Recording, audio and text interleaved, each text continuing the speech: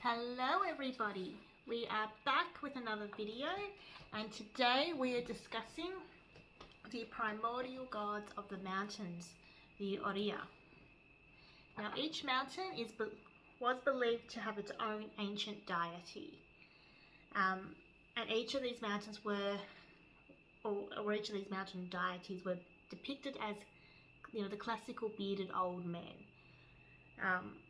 Now, some of the names for some of the deities of some of these mountains is Etna, which is the volcano Etna in Sicily. Athos, which was one of the mountains in Thrace which is in northern Greece. Helicon, which is one of the mountains in central Greece. You got the Nissos, which was a mythical mountain. However, this particular mountain is also said to be the nurse of the god Dionysus. Of course, there's Olympus, which is the home of the gods, and so on it goes for each of the mountains. There are quite a few more. So this is something that I do see that crosses quite a few different cultures, especially when you get more into the shamanic cultures and things. That mountains will have their own specific deity or spirit of the mountain. You can even see it in Hawaiian mythology with the goddess Pele, who's the goddess of, she's a volcano goddess. It is something that seems to cross quite a few different cultures in that relation, and ancient Greece is no different. So here are some of the myths that the Ourea feature in. You've got the Hesodi theogony. It says, after Gaia first bore starry Uranus, equal to herself, to cover her on every side, and she brought forth long Ourea, graceful horns of the goddess nymphs who dwell among the glens of the mountains. She bare also the fruitless deep into his raging swell, Pontus without sweet union of love. This one is from one of Homer's poems. It says, so much he said, Pranas, Mount Botai and Attica spoke in turn. Pleasures, connections by marriage, that of you fortune, I am content. So they are just some of the other names of some of the other deities of the mountains. This one is a fragment from the Corina, which says, Citharon and Mount Helicon compete in a singing contest. That was Citharon's song, and at once the muses instructed the blessed ones to put their sweet voting pebbles into the gold shining urns, and they all rose together and won his desired victory. And the blessed ones adorned him with garlands of furs, and his heart rejoiced. But the other, Helicon, gripped by cruel anguish, tore out a smooth rock mountain, shredded and groaning. Pitiably he dashed it from high into 10,000 stones. Clearly Helicon was a bit of a sore loser in this particular singing contest. And this one is also looks like another singing contest in between some of the deities. He sang of that past age when Gaia and Uranus and Pontus were knit together in a single mould, how they were sundered after deadly strife, how the Astara, Selene, and the travelling Helios keep faithfully to their stations in the heavens, how the Ourea rose, and how together with their nymphs the murmuring streams and all four-legged creatures came to be. Actually, my apologies, sorry, not a singing contest. That one is literally a song about a myth about the part of the creation story. So there's quite a few others that they also appear in. So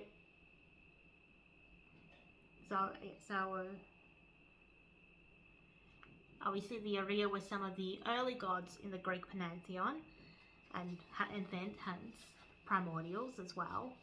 Because primordials are always linked to something specific in nature, whether it be the sea, or the or Mother Earth, or the night, the moon. It's very something specific that makes them a primordial, and of course they are the first of them all. So it says ancient sources were commonly, so in ancient sources there were commonly 10 different names for the Ourea. They were all said to be born from Gaia and in the earliest period of the cosmos. So I've already obviously given you some of the names already. So the 10 names are Etna, Athos, Helicon, Citharon, Nisos, Olympus,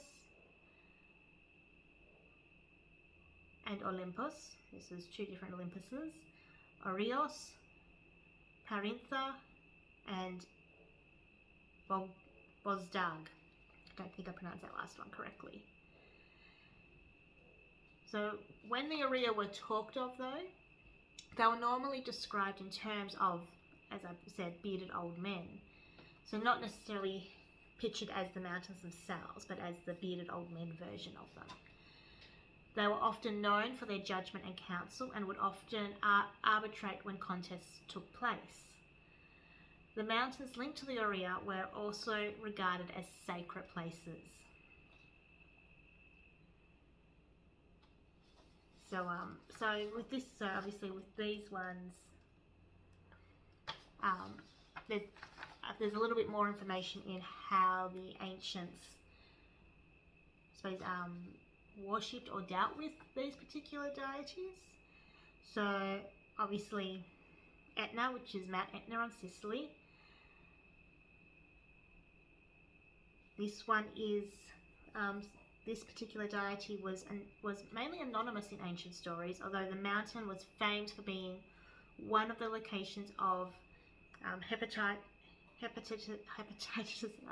cannot get that name out tonight. Workshop, due to the smoke of the volcano being evidence of the work being undertaken. The monstrous Typhon was also imprisoned beneath the volcano by Zeus. The mountain was also home to a nymph named Etna, who decided upon the possession of Sicily when Hepatitis and Demeter over its ownership. Now, Mount Athos is obviously the mountain in Thrace. In ancient tales, it was also named as the giant, as Athos, as well as, so he was both a giant as well as an Ourea. And it was the giant version of Athos who was defeated by Poseidon in a fight and buried subsequently beneath the mountain. Today, Athos is still famous as a very sacred place, and there is it's actually part of the monastery sites there as well. So then the next one is Helicon, who was which is obviously also another of the Ourea. This one appeared famously in one of the Greek mythological tales.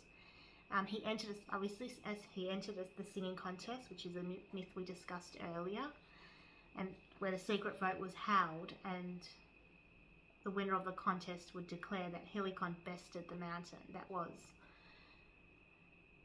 Then obviously in that same myth you've got Citharon. However, aside from that singing contest, he was also famous for offering advice to Zeus in order that the god could be reconciled with the angry Hera. Then you've got Neos. So this particular deity was associated with Mount Nisa. So there's no exact location for the mountain that has ever been given, but some ancient sources place it in Libya, Ethiopia, or Arabia, and some stated it was sometimes used as a double for Citharion. Olympus number 1 is the most famous of the mountains in Greek mythology, and that is, of course, Mount Olympus.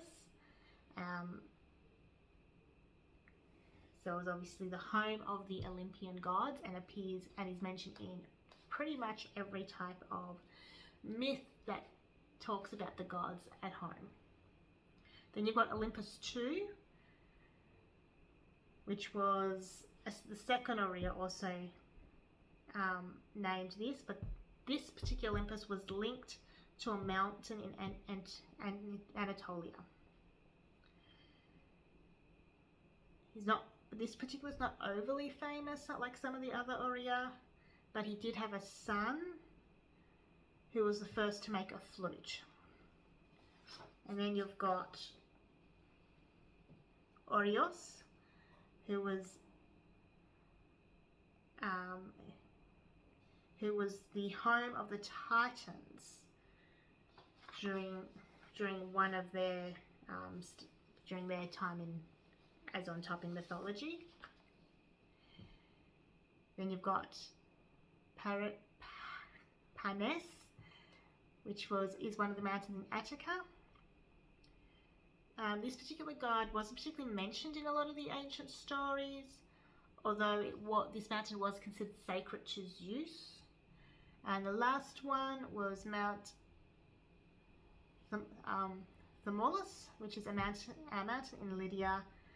It's nowadays referred to as Bosdag, but I don't have any information as to any of the stories that makes this particular deity famous. So I'm guessing he's probably a bit like some of the others, known to the ancients, but the information has not passed on through time.